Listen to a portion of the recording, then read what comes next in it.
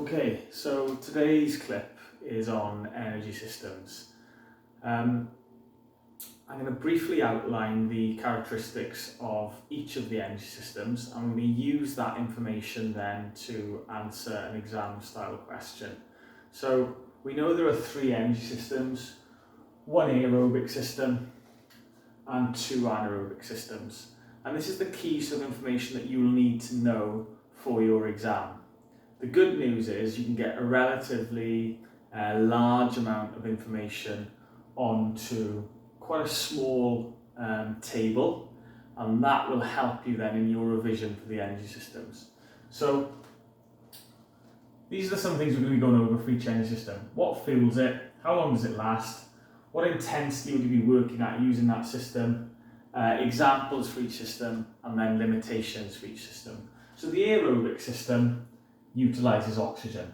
The main fuel is glucose. It can also use fat. The duration of the aerobic system would be 2 minutes or more. The intensity, low to moderate. Examples, we'll keep it simple and use the marathon. Anything really where you're working for a long time at low to moderate intensity. Limitations then is that our glucose stores can be depleted after a long period of exercise, which is why during longer activities, triathletes, runners, cyclists, they carry energy gels with them to replenish the glycogen stores in the muscle. Right, the anaerobic systems do not use oxygen.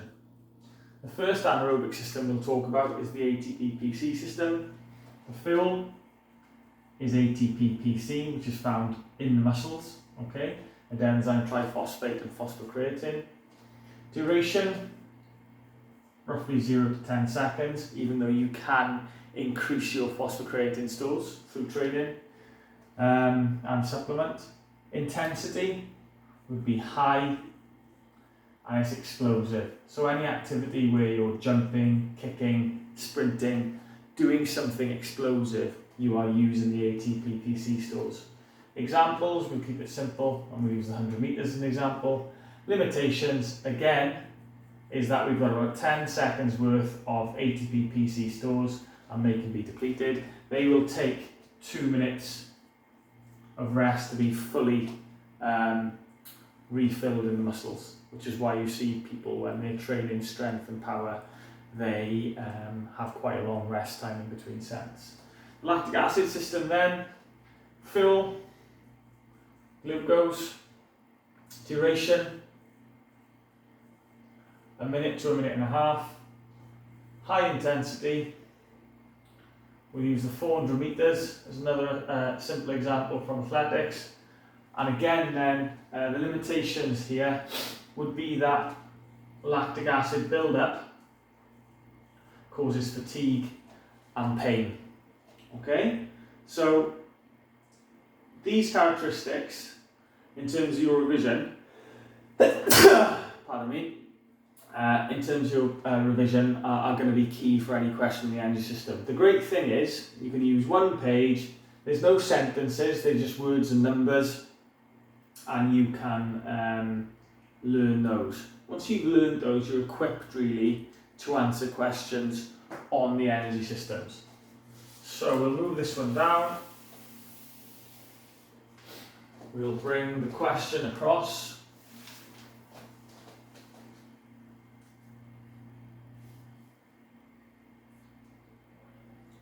Okay, so what I'd like you to do is discuss this as a class. That's just a parcel. And obviously, once you've discussed it, attempt to answer it individually. So, in terms of the question itself, the key word at the start is explain. When the examiner asks you to explain in the question, that means he wants you to give a comprehensive account exploring underlying reasons. Now, the underlying reasons are going to come from that table that hopefully you've made notes on in the earlier part of the video. So explain why a games player, so a football or hockey player, needs to develop all three energy systems in order to be an effective performer. Okay, so this is how it would look. I'll give you the first part of my answer. So I want an introduction as an extended writing question. So my introduction would be games players need to develop both aerobic and anaerobic capacity to be effective within their sport. Full stop. Then I do a paragraph on each of the energy systems before a conclusion. So my paragraph on the ATP-PC system, the first one, okay, would be something along the lines of the ATP-PC system is a system that allows us to perform explosive actions and lasts between 0 and 10 seconds. Full stop. So I've shown my knowledge of that energy system. Now I've got to actually address the question that explain. So to explain now why a games player might need it. Okay, so during the course of a games player will need to call upon the ATP-PC system. For example, a football player needs to jump explosively to win a header. Full stop.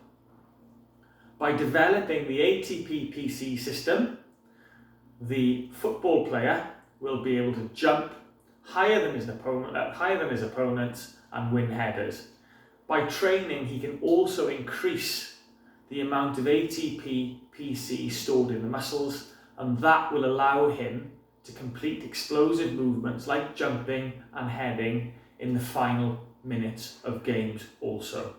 So that would be, for example, a paragraph that I feel gives a comprehensive account of why the football player needs, or the games player needs, the ATP-PC system. I've then got to do the same with my knowledge of the characteristics for the other two energy systems before concluding. So good luck, and I hope that you enjoy exploring that question. Thank you.